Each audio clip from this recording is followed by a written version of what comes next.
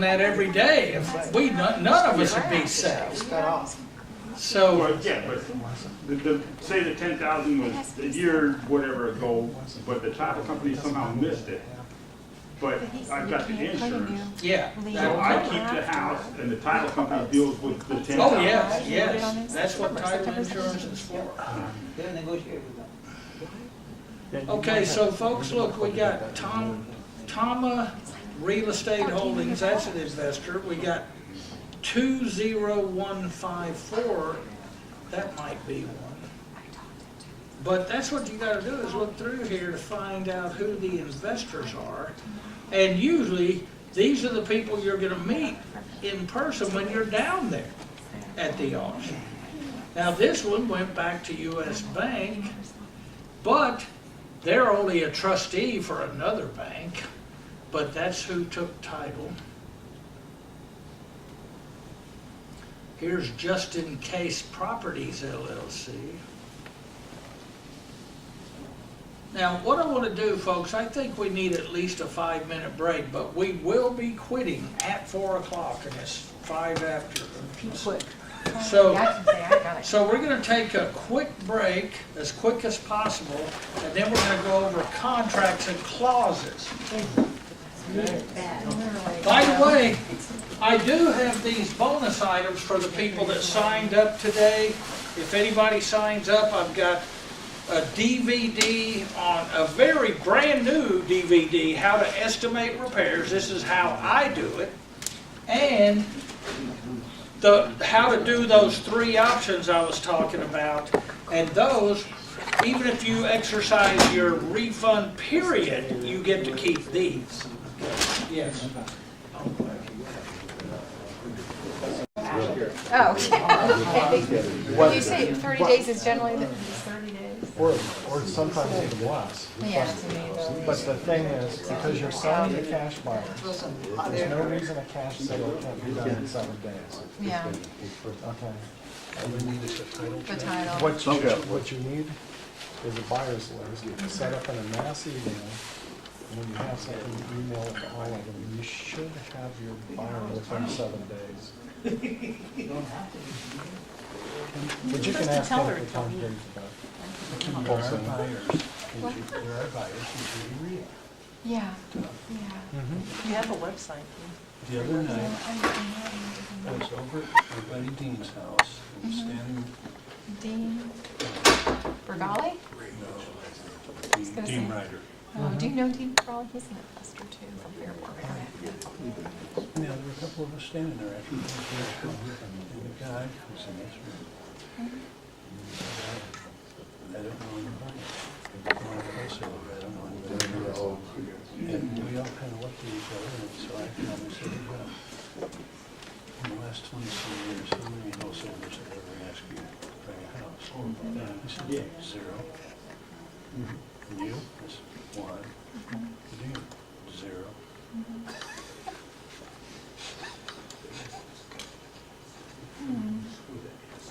I don't know why it is, but some think that they gotta get the dealer first and then the customer. Obviously, the other way around, or so you think about it. I'm just really starting to get back in. Never bought a house from wholesalers, told everybody to try. Said, look, I need $3,000. Listen, let's get you all over, just to find out the street a little bit. I think the whole thing, I'm not really lazy.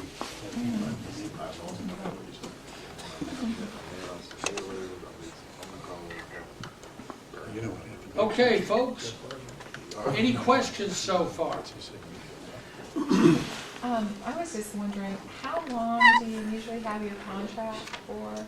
Like if you're planning on wholesale. Is it dependent upon the person or the situation, or if you know immediately you have another buyer? Or? Well, I like to do 30 days. That gives you plenty of time. If someone wants to buy the deal wholesale-wise, usually you have a buyer within the week. But I feel comfortable with 30 days. That gives me time to, and gives investors time to, because every investor wants to look it over themselves and they do their own estimates and their own inspections. So 30 days is good. Now, you can do 45 days if you want, or 60, but we don't get paid until the closing in most cases, you know. That's the way I do it. So I want to get paid in 30 days, not 45. So I say 30 days. So let me show you. When you plan on wholesaling a deal, if you don't wind up with a buyer, do you buy it? Wait, oh yes, I will, unless the investors who try to buy from me discover some Right. reasons that make them not want it, and it points something out that says, oh yeah, I shouldn't buy this. Oh, yeah, if you find another Yeah. lien Now, or, I don't like to something back out, so, and I very seldom in my whole career have ever backed out, but here's what I have done. I've gone back to the seller and said, listen, after doing my inspections and estimates, it looks like I'm gonna have to lower my offer. And if I don't want the deal, they'll say, how much lower? And I'll go way down. And then they'll say, we can't do that. So they backed out. So, and a lot of times, if I say I'm gonna have to lower the offer, they may just right off the bat say, well, we're not going any lower, so forget it. So you see, there's a way to get the seller to back out. But I would recommend you back out by at least following up in writing. I mean, put it in writing that says, I'm hereby terminating the contract dated 3/2/19, and Now, is that even if they back out, like they say, you know, forget it, we're not gonna go that way, you still want to write a letter and confirm that? well, you don't have Or to. not really? I mean, is There's that just times to I kind of cover haven't, you? but these days I do want to follow up, just in case there's ever anything that ever comes up about it. Because let's look at the contract. I've been using this same contract for 30 years. And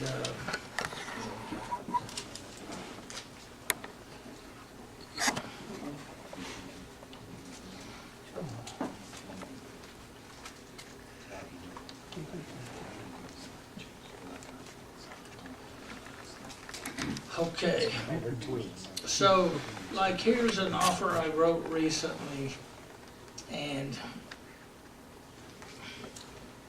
there's several things to protect you in this thing. And this first thing I read is going to show you why I like to do it in writing. It says marketable title. Seller agrees to furnish marketable title to said property and agrees to convey by grant deed. That's only for California. This happens to be a California deal, but and oops.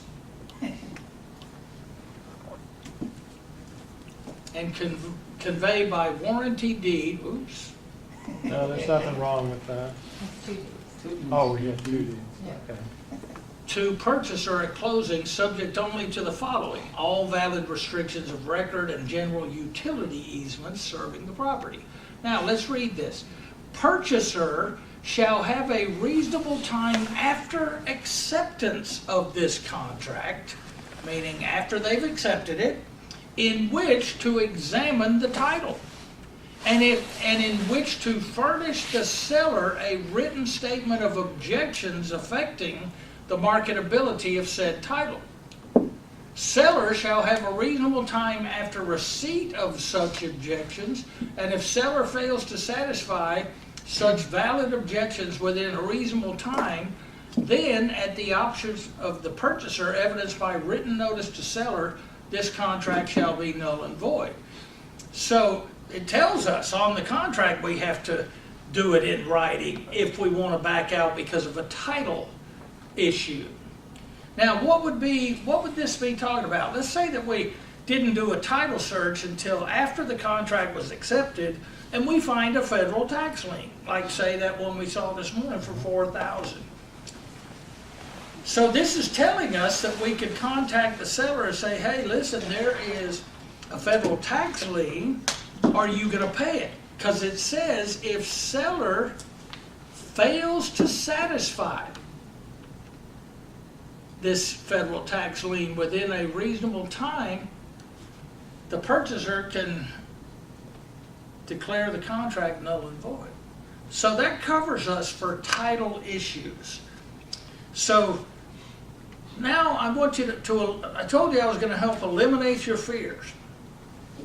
Some of you may have a fear of, what if I buy a house with a lien on it? Well, this says even after you've got the contract accepted, you're covered. But then, what if you don't check the title and the title company does, because they're going to? So that's two protections to eliminate that fear. Because even if you don't see the lien, the title company is going to say, hey, Tony, are you aware there's a federal tax lien for $4,200? No, I wasn't aware. So that would tell me, according to the contract, that I'm going to contact the seller and say, are you going to pay this lien? And if they aren't, and a lot of times they can't because they're distressed owners, then I can declare the contract null and void. So that's one way to protect you, because here's the kind of fears that I find that classes have. They're afraid of buying a house because they're afraid, what if I get a house that has a lien on it that I didn't know about? Well, you're protected. It's all in the contract. Another fear you have is, what if I buy a house that has a major foundation issue that I didn't know about, and it's going to end up costing me hundreds of thousands of dollars, or I'll never be able to sell the house? Well, you're protected there by writing, this offer is subject to my approval of an inspection. So the inspection, you just say, well, there's a bit, during the inspection, there's this huge crack foundation issue, so I don't approve of the inspection. All right, so I'll show you how to do that. But I also want to show you this other thing. Seller warrants that when the sale is closed, the improvements, if any, on the property will be in the same condition they were the date this contract was signed by the seller. Natural wear and tear is accepted. However, should the premises be destroyed or substantially damaged before the contract is consummated, then at the election of the purchaser, this contract may be canceled, or purchaser may consummate, go through with the deal, and receive an insurance check as is paid on the claim or loss. This election must be exercised within 10 days after the amount of the seller's damage is determined. Now, so here's how you interpret that. Let's say that you got a contract signed yesterday. You were outdoor knocking and the guy said, make me an offer, and he accepted your offer. And you saw the house that day. But then a week later, you find out someone broke into the house and stole all the copper, or they stole the air conditioning unit. Do y'all even have air conditioning? But anyway, so therefore, this clause protects you from that. You can say, well, I'm declaring the contract null and void unless you want to file an insurance claim for those items and give me the check. Or what if the house burns down? If you got a signed contract yesterday, you're supposed to close in 30 days and there's a fire. This also protects you from that. You can say the contract is null and void, or you can say, hey, I'll go through with it if you file a claim and give me the check to rebuild the fire damage. So that should eliminate one of your fears. And down here is where you write special stipulations. What I like to do is, I like to say this is a cash offer. I'm buying the house in as-is condition, and the sale is to include all existing fixtures and appliances, because that keeps them, when you buy foreclosures, a lot of times, by the time you close, you go back over to the house and you find the appliances are gone. The homeowners took them and sold them. And they take the ceiling fans. So that's how I have protected myself about them taking appliances and ceiling fans. I mean, they take stoves, they take dishwashers, they even took the bushes out of the yard on one house. I mean, they dug up the bushes and took them. I had a bunch of holes, looked like a meteorite hit the property. And this offer is subject to the approval of an inspection. The reason I like to say approval is because what if they inspect it and the inspector tells the seller, oh, your house is perfect. I mean, there's nothing wrong with it. I mean, it passed with flying colors. Then how can you get out of the deal if you need to? Well, the lower your offer thing works good, gets them to back out. But you can say, hey, I'm a rehabber. There's nothing for my crew and myself to do to this house. Your house is perfect. So I don't want this house. Because isn't it true that we want, if we're rehabbers, we want something to rehab? So I have actually, I think it was 12 years ago, I had to back out of a deal because the house was too perfect. There was nothing for me or my crew to do. And if I didn't buy something to keep my crew busy, they were going to go work for some other investor. And I didn't want to lose them.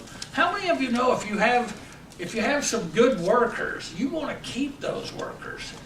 Because it's so hard to start fresh hiring new workers, because that's when they charge too much. I mean, I've got it now where these guys I'm using, man, they just do everything dirt cheap. They do a good job. They get more work for the money because they know that they're going to have ongoing work. So they treat you well because they don't want to lose you, and we don't want to lose them. But if you bought a house and then you wait a year and buy another house, then you pretty much got to start fresh with new workers, and they don't always treat you good. I mean, it's easy to find workers, in my opinion, but to get them to work on time, or to stay on the job, or to Clean up. or they'll give you an estimate, and then they just start finding other things, going, oh, I'm gonna have to charge more money for that, you know. So that's why it's always good to have the same crew. Now, Would it be possible for us to get a copy of your contract? well, I don't It's the really simplest, most, like, it's the simplest, most concise contract I've seen thus far. yeah. You know, I just don't know. I mean, I'll have to think about that because, you know, if you're my student, I told you I take the risk for you. And I back you under any conditions that ever arise. I'm your backer.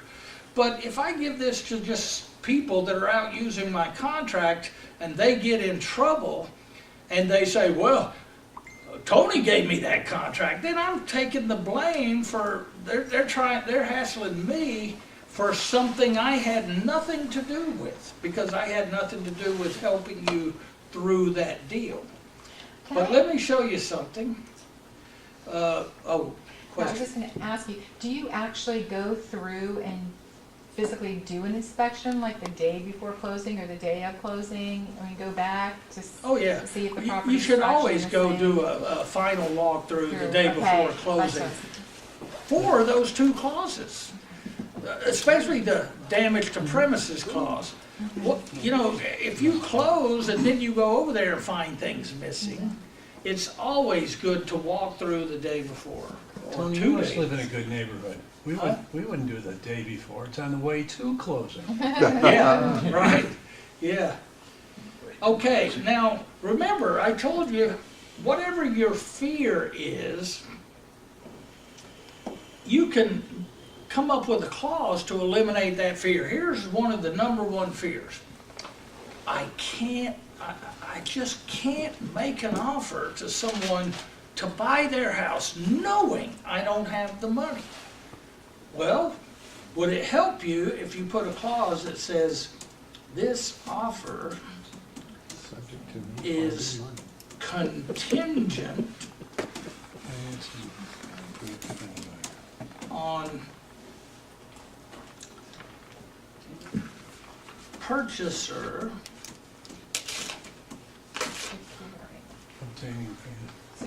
obtaining Satisfactory funding or financing.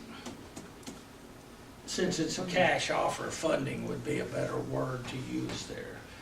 Because I usually tell, you know, it's amazing when you're out knocking on doors and you say, oh yeah, I pay cash. They go, you just don't look like you have that kind of cash. And you say, well, I've got money backers. I mean, I've got a firm that backs me, which is actually the truth. I mean, so you can put this offer is subject to the approval of my cash partner, something like that. You see, I'm trying to show you that you can create a clause for whatever your fear is.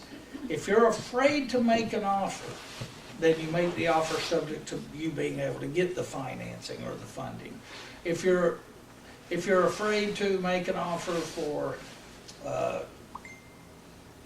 title issues, you can put several clauses, say this offer is subject to my approval of the title search. This offer is subject to my being able to obtain title insurance. This offer is subject to, you know, in the old days they always said your partner's approval. Let me show you something on my forms disk.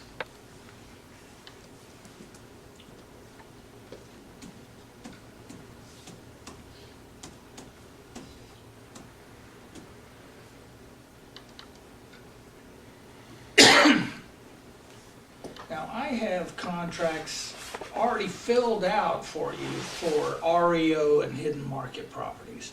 But let's say you're buying a foreclosure. That means a pre-foreclosure is anything scheduled to go to auction, but it's not gone to auction yet. So I have a heck of a lot more clauses when I'm dealing with people in foreclosure. I say the seller shall receive their proceeds of the sale when they vacate the property. Well, if you go to closing and they still haven't vacated, then that means the title company is supposed to hold the money back until the people vacate. So I'm not holding their money back, the title company is. Now the reason I had to use that clause is because when I first got started, I'd buy people's houses and they'd say, oh yeah, we're moving on the 1st of the month, and then they would never move. And I'm going, well, how come y'all ain't moving? Well, because we hadn't found a place. Well, how come you hadn't found a place? Well, we haven't been looking. Why haven't you been looking? We like it Because here. we don't have, they say, because we don't have any money. And I say, what do you do with the money I gave you from the sale of your house?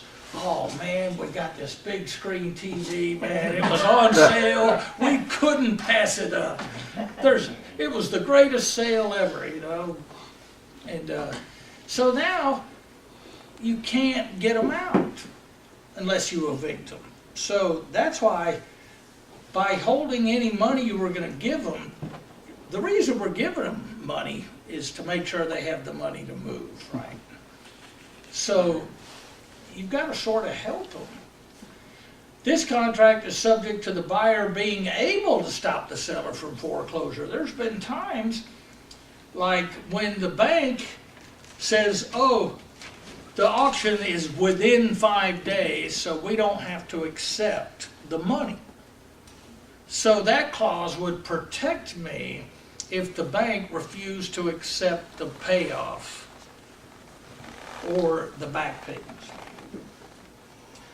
This contract is subject to the buyer's partner's approval. I don't much use that much anymore, but it is a clause that can help protect you.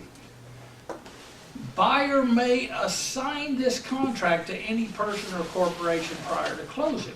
Now that covers you from everything. Sometimes I've made offers in my personal name and I was able to assign it to my LLC before I took title. So I could take title in my LLC. Tony, that also protects them if you get hit by a bus. Yeah, Your wife or somebody can sell this contract and they can still get the money. right. That's good. So thank you for that. Seller transfers all interest in escrows and insurance to buyer.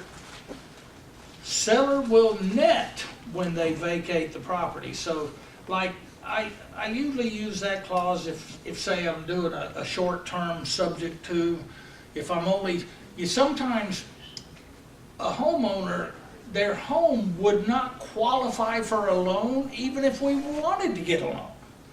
So the subject to really comes in handy if the house needs so much work, you can take over the loan temporarily until you get the house fixed up.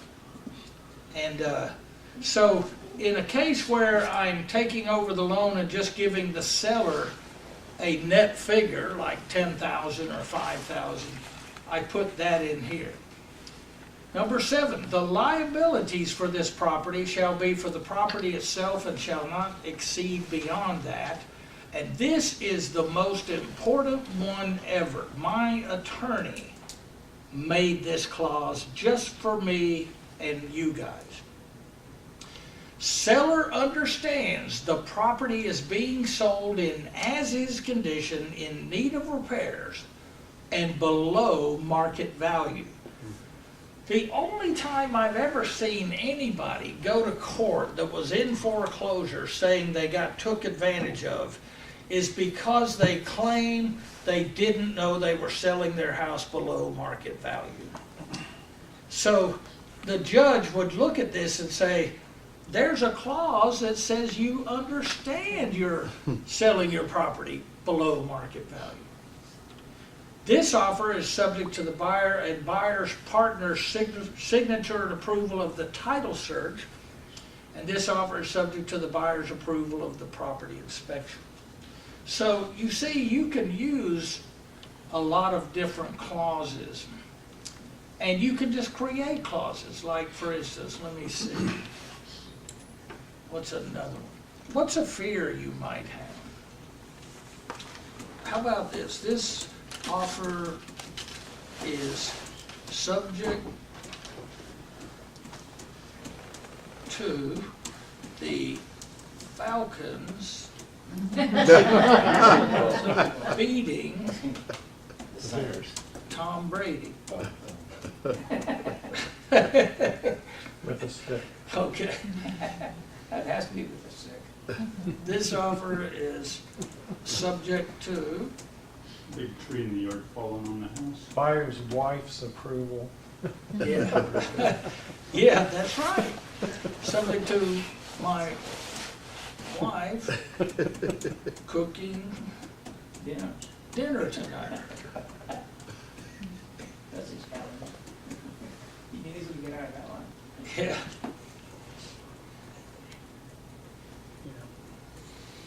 You see, you can create clauses for anything.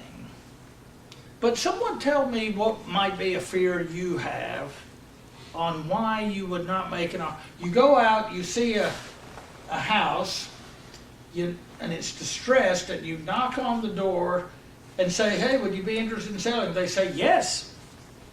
What would be holding you back from making an offer on that house? Is there any kind of thing? Neighborhood development, is there a freeway coming through? Yeah. That might be Yeah. good. What? That might be good. The freeway coming through. Yeah. In case you get paid. Yeah, you could say this is subject to, that. Now, kind of page 1 almost covers that, where it says this offer is subject to any easements on the property, if you find there's an easement for a future development of a freeway or something. Have you ever had that happen where a freeway was coming through? No, but I did hear a story about, well, where an airport was changing locations, so, you know, all the business was going from where it currently is over to the other side of town. Yeah. Okay, all right. Okay, we only have a few more minutes. Let me see what, I wanted to show you that Pacer website, but I tried it just a minute ago and I can't remember. It always had my password automatic. And now, for some reason, it's not automatic and I can't remember my username. That, I hate when that happens. I understand that. Wait, real quick, I also wanted to show you something else.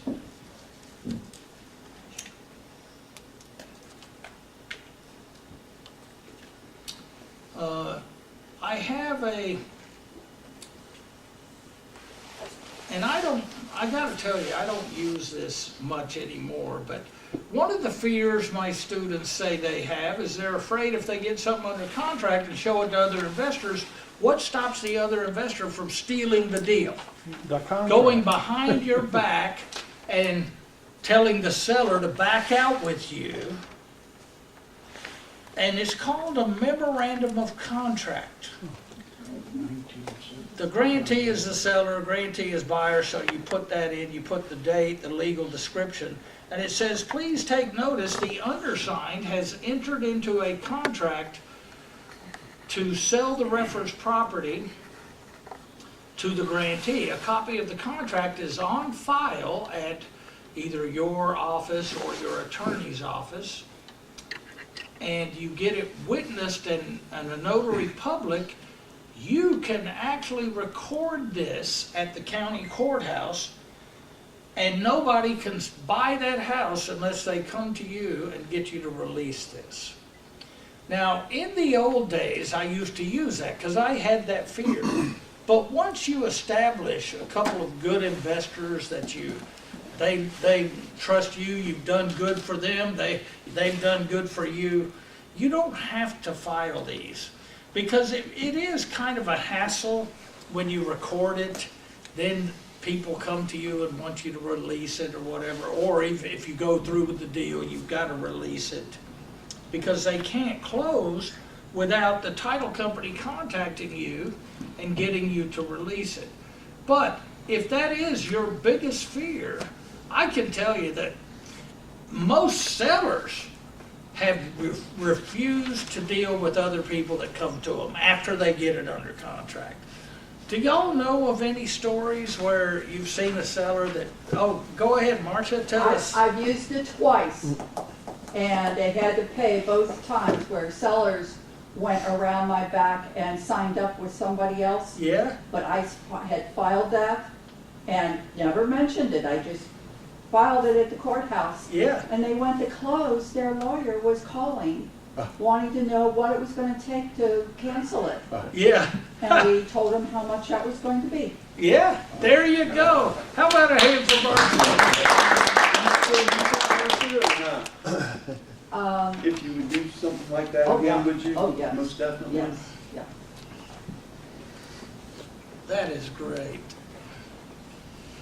So,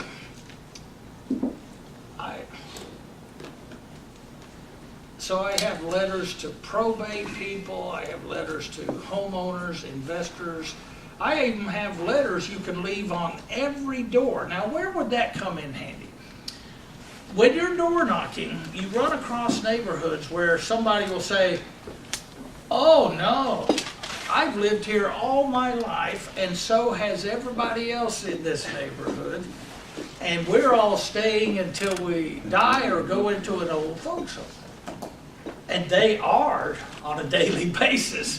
So that would be where I would put a letter on every door in that neighborhood. And I constantly do that. I have 2 neighborhoods where I own houses I bought because people were going into old folks' homes or they were passing away. And I've kept those houses as rentals.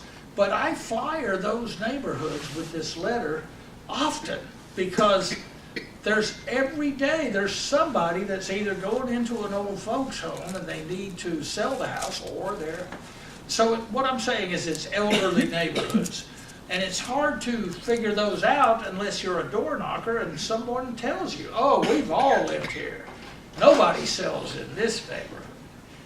So that tells me that's a prime neighborhood for flying.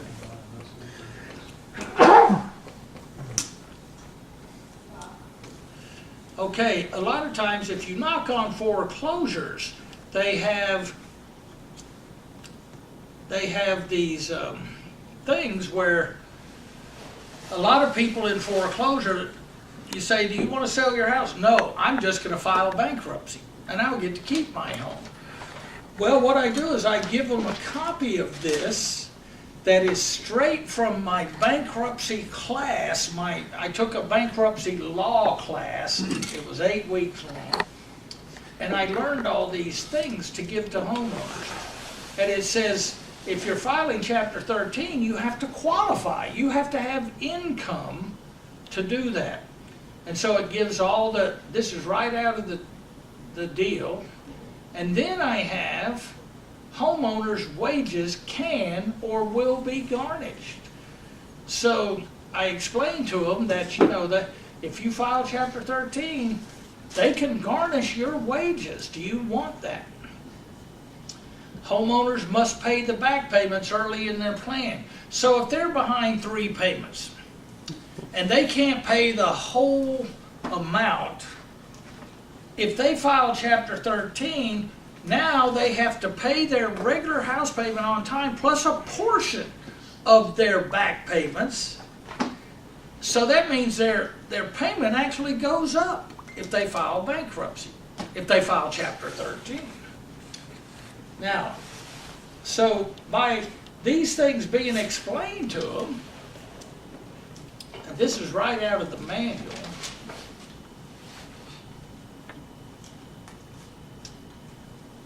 this will affect a homeowner's credit for 10 years. Well, I found out it's 7 in some years, so I should change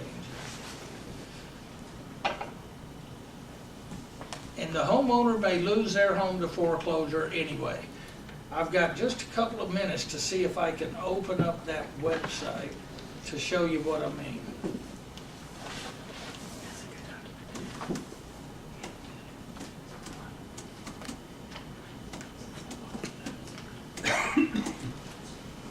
Okay, this is a website called PACER. It's Public Access to Court Electronic Records. This was mainly for attorneys to be able to file documents in court cases without having to go to the courthouse. And I found out about this site when I took bankruptcy law. But what you do is you go down here to Court Links, and then you want to go to the 3rd column, Bankruptcy Courts. And here's all the bankruptcy courts for every state. So let's go down here. Are we considered Northern Ohio or Southern? Southwest. So you click on Southern Ohio, then you click on Document Filing System. Oh, good, there's that. Now I do know. Gee.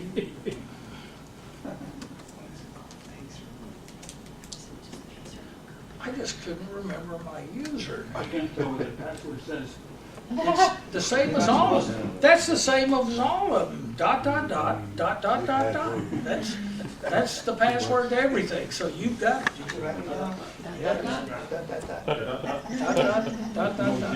Okay, then you go to query, and then you put in the owner's name. So I don't have a name for someone in bankruptcy here, so I'm just going to use a common name. And let's hit run query. Okay, so I just want to show you a case, kind of a recent one. 16. Bradley, Lincoln, Gordon, and Rachel. Yeah, but that's a 13. I really wanted to show you a 7 because that usually contains the document I want to show you. Okay, so here's all the documents. You can open them by clicking on these numbers over here. But you remember, this website will charge you 10 cents per page to view.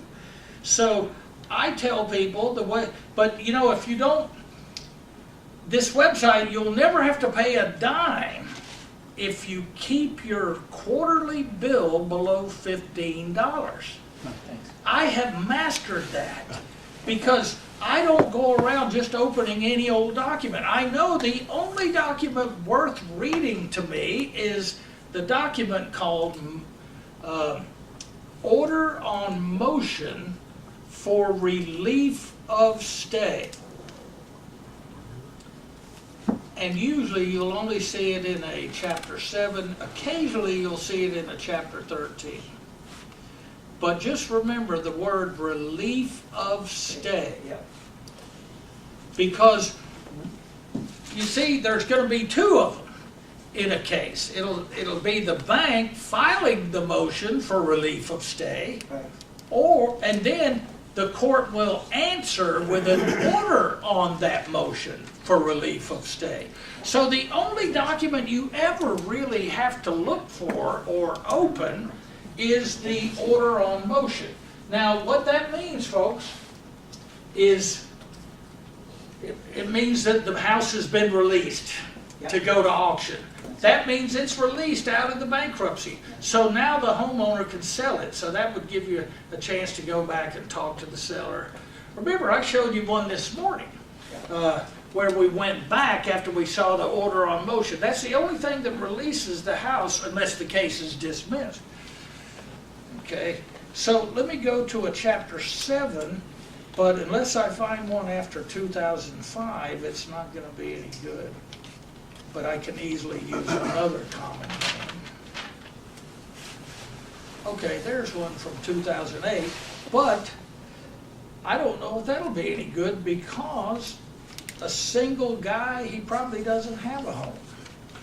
Usually a husband and wife does. But that's what I'm looking for, is order on motion for relief of stay.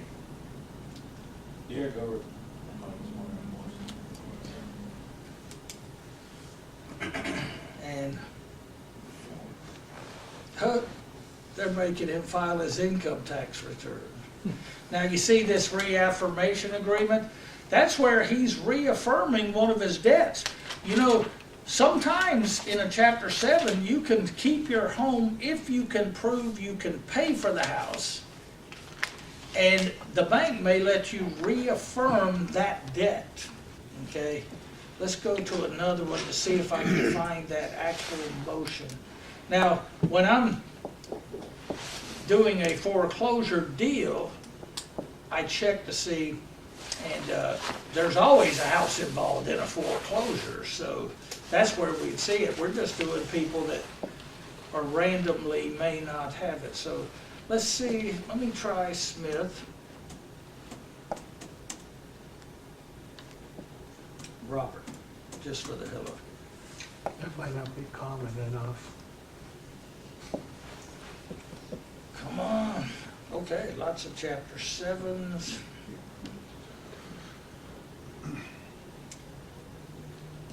I need a chapter 7 with a husband and wife. There's usually a house involved.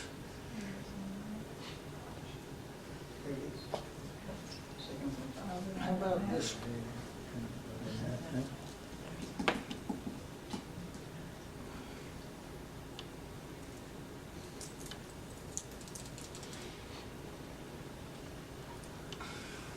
Nope. There's Now, no. they're not charging you 10 cents a page right here, each one, it's just the documents that you open? Yeah, usually if you open a document and it tells you how much you're gonna be charged, it'll say it's 3 pages, 30 cents. So we would have to pass the hat, okay? Okay, all right, folks. I'm gonna have to go ahead and quit, but at least you know what document to look for. The order on motion for relief of stay. If you get an account with them, just remember, They bill you on a quarterly basis. And if your bill does not reach $15, they waive the fee. I have not had my bill be $15, and I use this a lot. Because I only open that one document. And it's usually a 3-page document. So 30 cents here. How many could you do 30-cent documents to reach $15? So my bill is always $14.97. And they always send me a receipt saying, your fee is waived for this quarter because you didn't reach 15.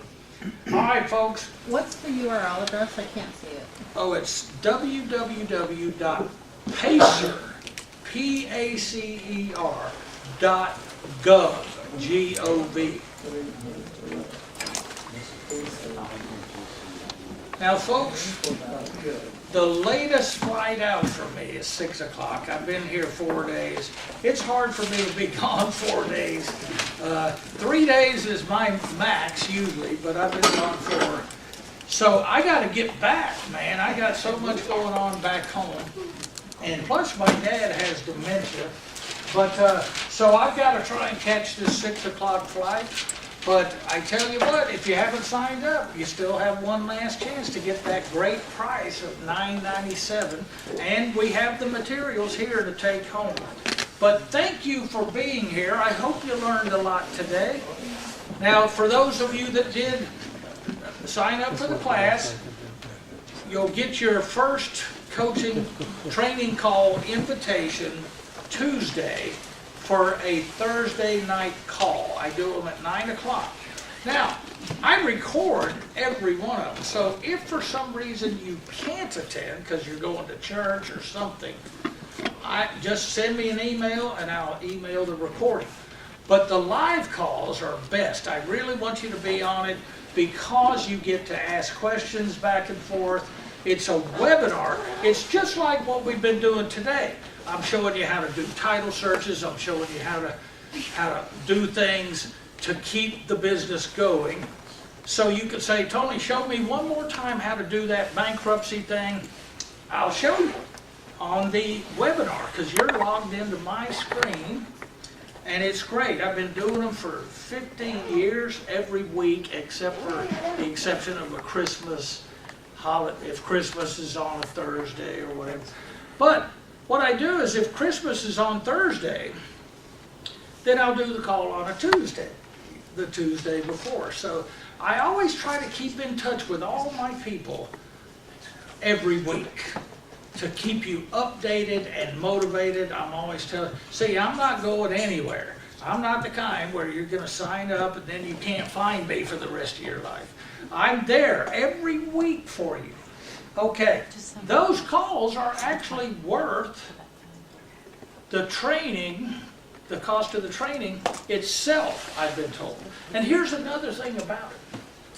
How many of you have had a book and tape system where the guy whose picture actually comes to your town and says, come on, let's go out and show you how this works?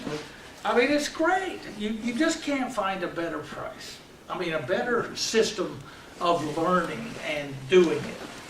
But I gotta go, so folks, thank you so much. And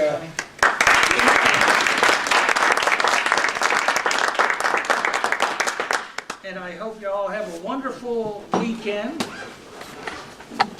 And I can, while I'm packing, I'll answer any questions you have.